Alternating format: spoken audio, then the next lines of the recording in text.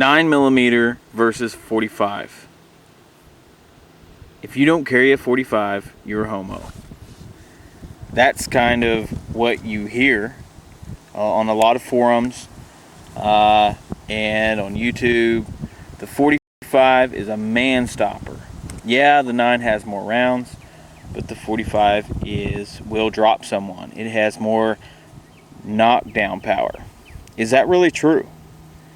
Yes, I mean, you're going to sacrifice some round count versus a 9mm alternative in whatever firearm you choose. Is the 45 really better? I don't know. And, we're going to do a little comparison and maybe come up with a decision, maybe not.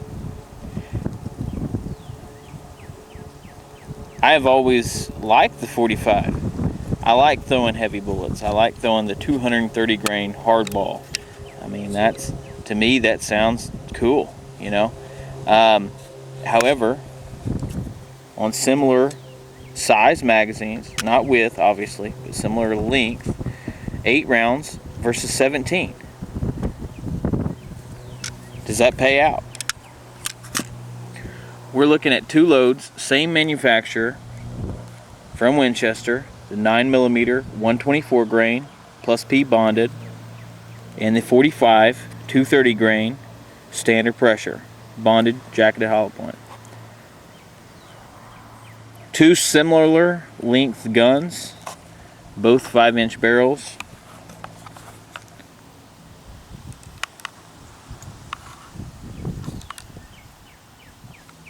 Which one's better? Which one is better? We're going to do some experimenting and see if we can tell a difference. According to Winchester, the 45 is coming at a velocity of 920 with a muzzle energy of 432. In 9mm, 1200 muzzle velocity, 396 foot-pounds of energy. Is that 36 foot-pounds of energy significant between these 2 loads? Does it relate to better killing power / stopping power?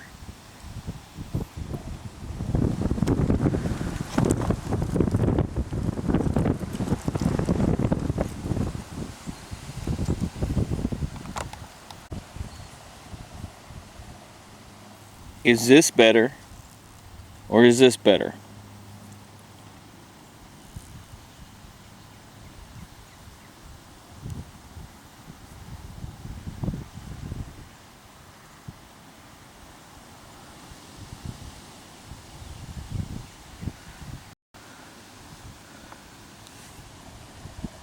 Or will this more substantially stop someone?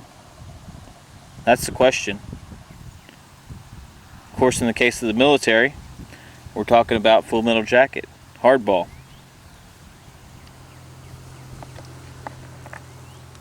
The government spent quite a bit of money to try to determine, is it worth switching to the 9mm with a full metal jacket loading?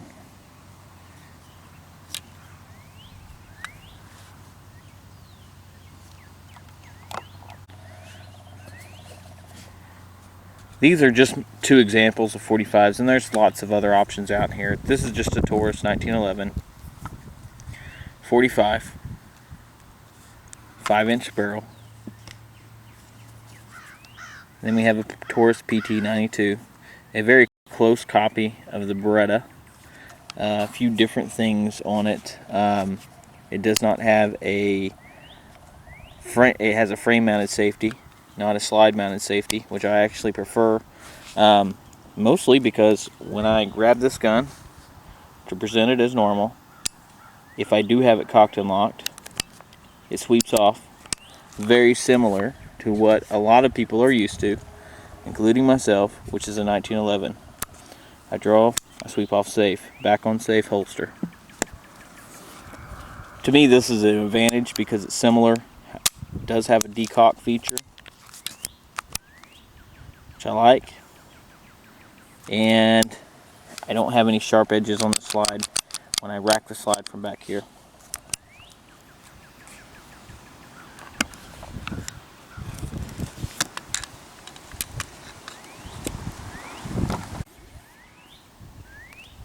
When you're carrying the 45 and you're looking down that 0.452 barrel diameter and you pull this gun on someone, they will literally piss themselves because it is such a big hole in the end of the barrel and they know they will die.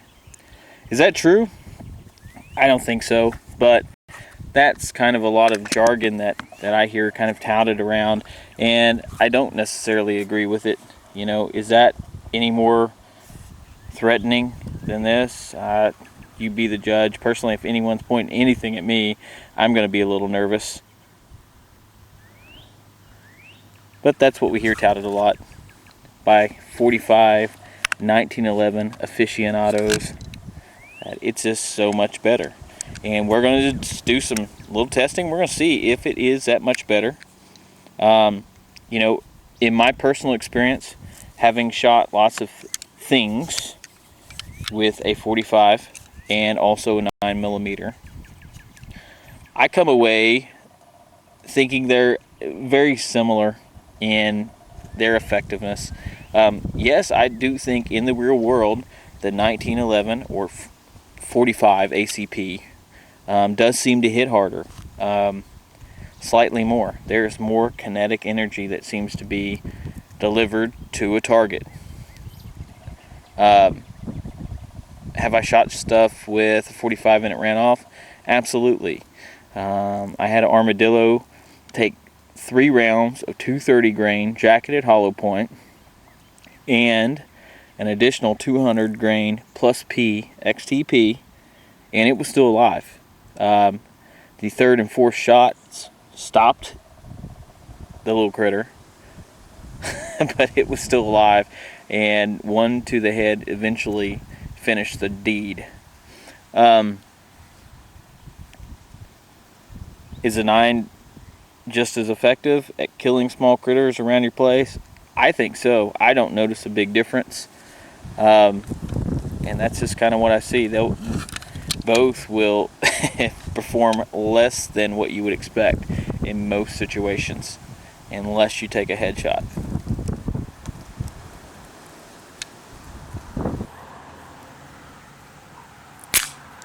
(9mm), 124 plus P, 1 jug, 4 layers of denim.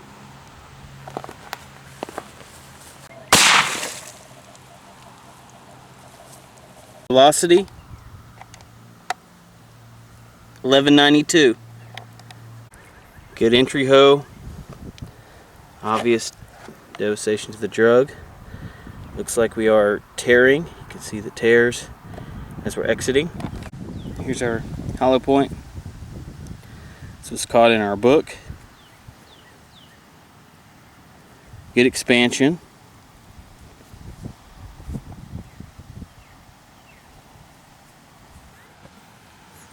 (5" 45,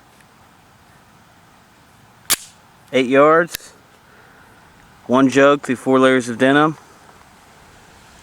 See what happens.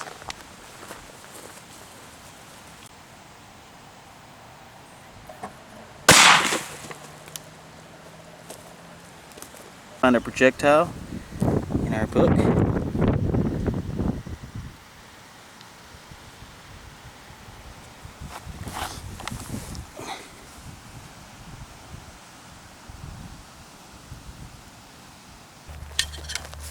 Okay, here's our next scenario. We have 9mm 124 grain hollow point and 230 grain standard pressure 45. We're going to be shooting at a cinder block from 15 yards. The rest is going to be hardball after the first one. We're going to see what kind of impact we can get with just 1 hollow point, and then we'll finish off the block with standard pressure rounds, full metal jackets. First up, the 45.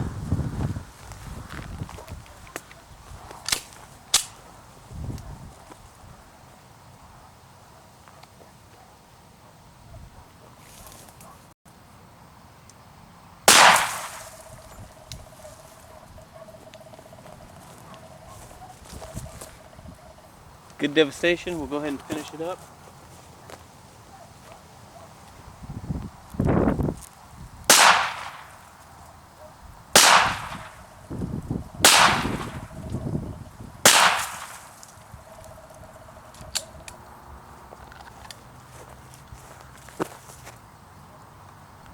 Next up, the 9mm.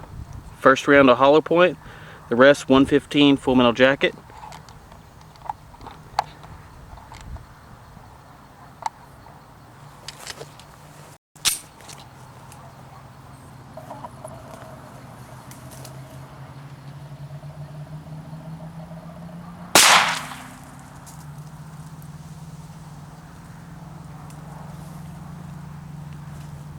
Alright, this is the inside. After one shot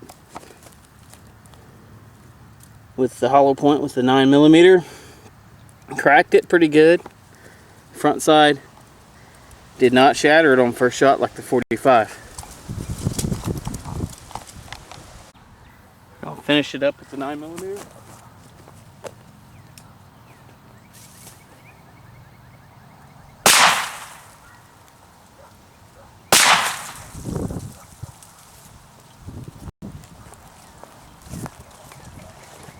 And that's it. Find one of the 9mm. I assume this is the hollow point. I didn't find any of the 45s after hitting those blocks. Alright, here's the next setup. This is a 45 and we have a watermelon. A fairly good size watermelon. We also put 2 layers of a cotton t-shirt. We'll be testing the 45 ACP Winchester PDX, and we're going to see what kind of devastation we can cause to a lightly clothed watermelon. See what happens.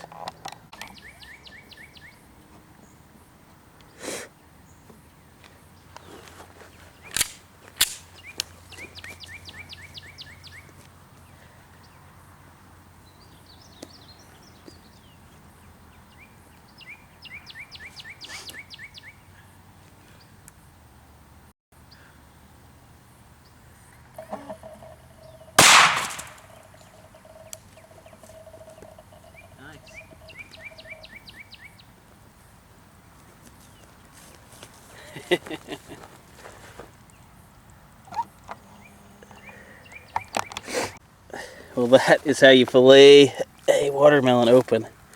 This is our entry watermelon. Very impressive. Got some more over here. And these are decent chunks. I mean, that has some heft to it. And our watermelon, you can see it kind of carried our shirt in. There's our entry hole.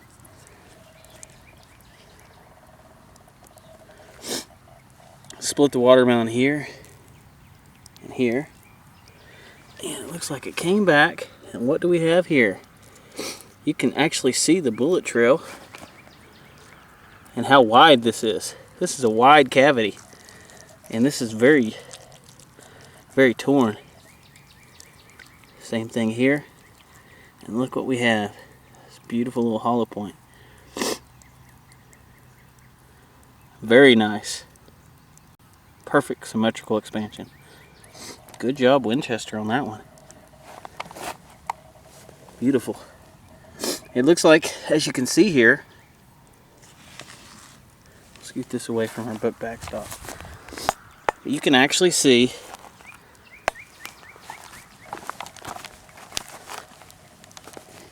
this. Check this out. You can see where that bullet fits through there.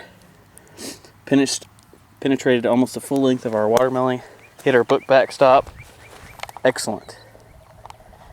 Textbook. Okay, similar setup, this time with the 9 PDX Winchester. Same scenario. It's got a watermelon, 2 layers cotton t-shirt, simulating light clothing. We'll see how this little 9 does. Both these melons are about equal in length.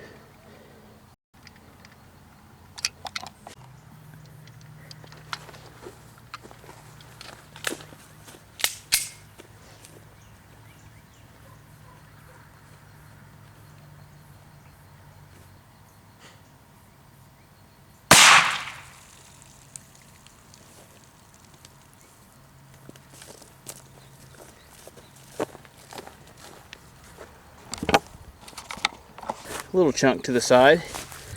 Looks like most of the chunk stayed attached. See how we look in here? Look at that, it carried our shirt all the way back. Go ahead and peel that up.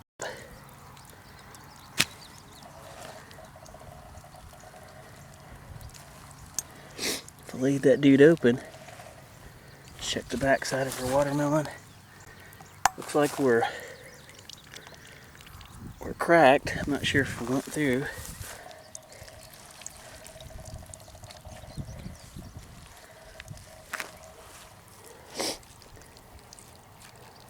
Here's our shirt.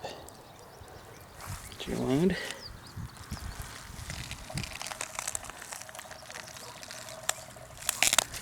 I haven't found our projectile yet.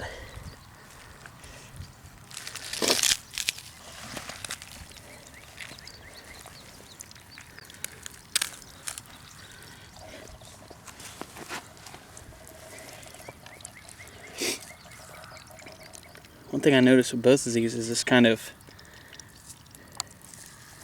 almost tearing, and that may be some hydrostatic pressure, but this is just very mushy, more so than part of the good part of the watermelon.